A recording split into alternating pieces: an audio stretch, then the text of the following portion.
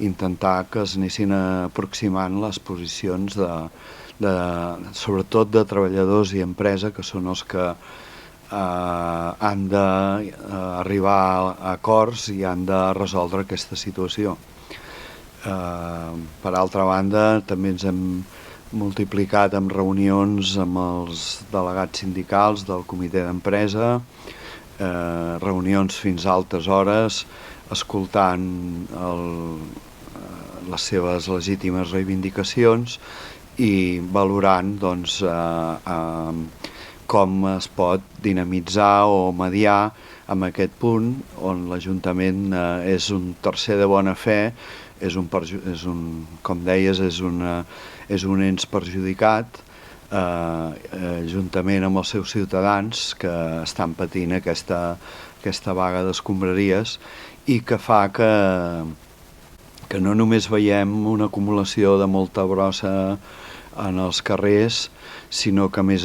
es provoquin situacions on es trobi en risc la salut pública i la salubritat del nostre municipi, sense vulnerar en cap moment el dret de vaga, a poder preservar al màxim possible les condicions de salubritat i de salut pública dels nostres carrers. Per tant, doncs, entenc que properament hi haurà una comunicació on es marcarà com poder gestionar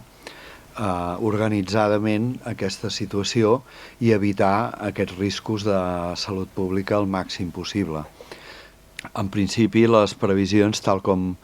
es va informar, perquè a les comissions informatives sí que s'ha anat treballant les exposicions de l'equip de govern amb els partits de l'oposició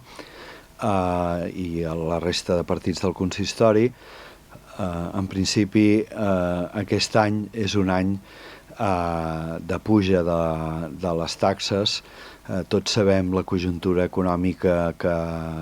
mundial que s'està produint i l'Ajuntament no escapa a aquesta situació. Les despeses amb aquesta pujada energètica o pujada dels costos de tot el que és la infraestructura de l'Ajuntament recomanen prudencialment que plantegem una pujada, la qual també, per altra part, s'ha de dir que durant molts anys es havia anat congelant. Creiem que el canvi d'ubicació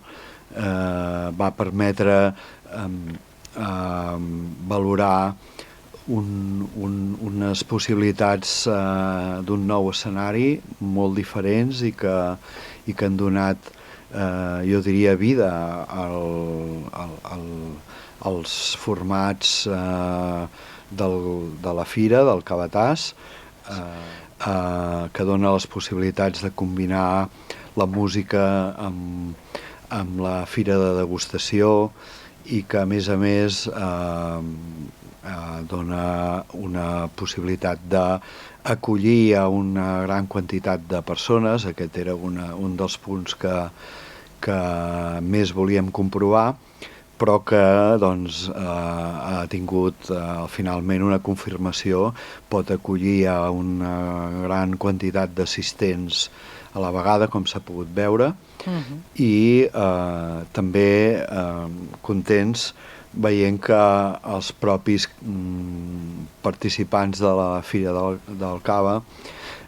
tant cavavistes com els estants gastronòmics, ho valoraven també positivament.